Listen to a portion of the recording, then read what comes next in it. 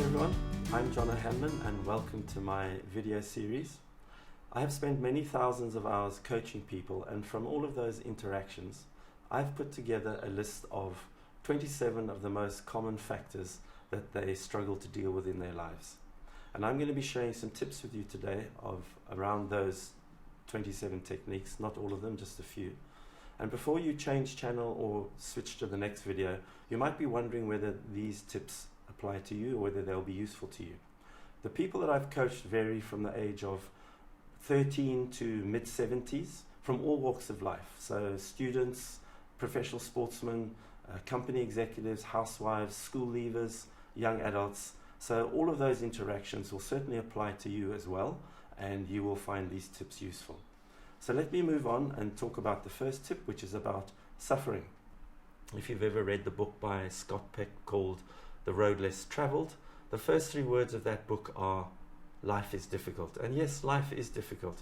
Of course we have good times, but life is like a wave. We'll have good times and we'll have bad times, and good times and bad times. And when life gets very difficult, then we suffer. So how do we deal with that?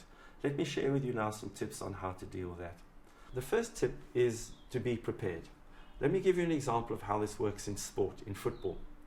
So 2 teams are playing against each other, and one of the teams is given a direct penalty from the spot, and all the team celebrates and all the spectators celebrate because it's a guaranteed goal.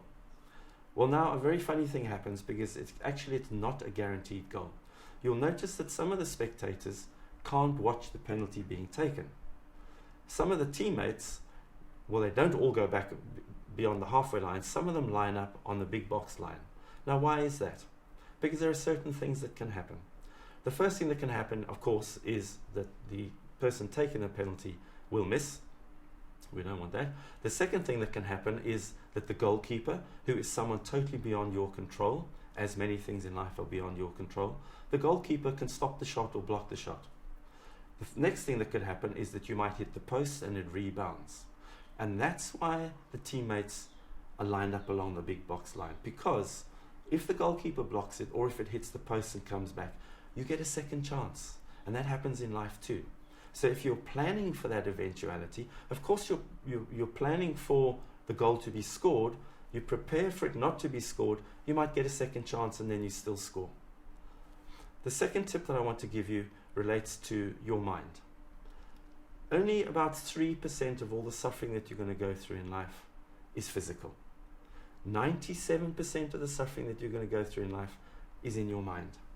You will fabricate, you will create, you will imagine, you will visualize, you will put all of these things in your mind, and they don't actually exist. You'll think about things in the past, you'll worry about things in the future, you'll fear doing things in the future.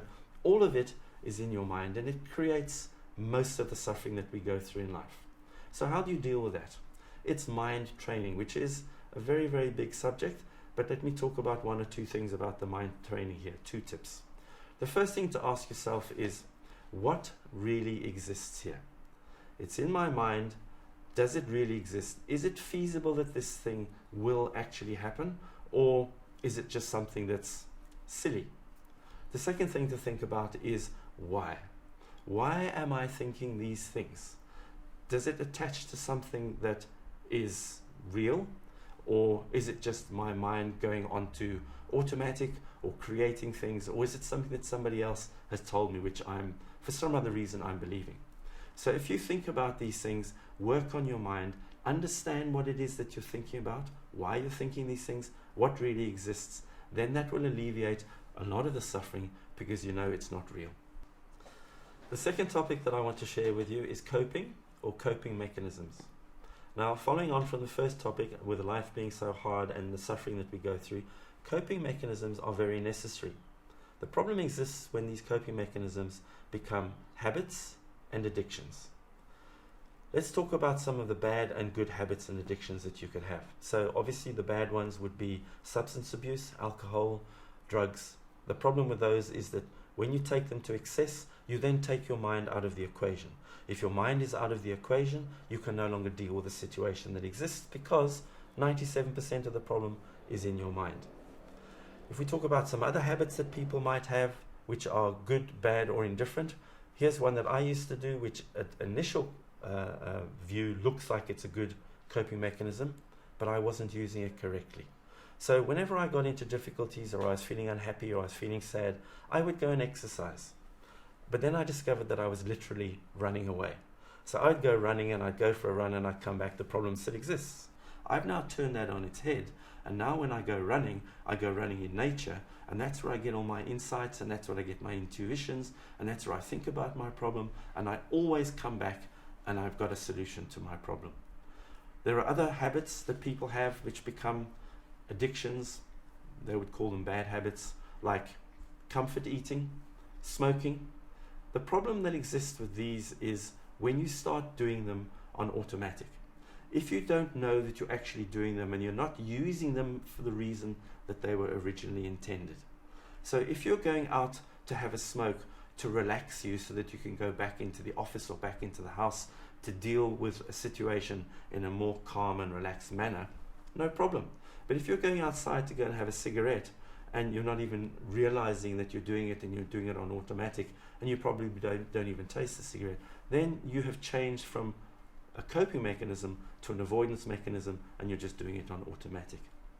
So the key is to know why you are doing things. Comfort eating, smoking, bad habits, good habits, even the good habits. Know why you're doing these and make sure that it is a coping mechanism to deal with a certain problem. Now, before I finish this video, I'd like to talk about one secret habit that everybody has and they don't recognize it. It's a lack of self-esteem.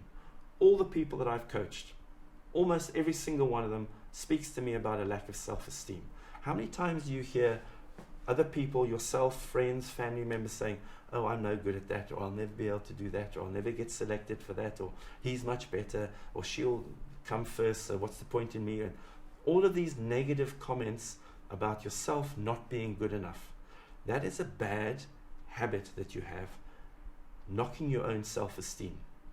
Of course you're a good person, and of course you can do anything that you want to do.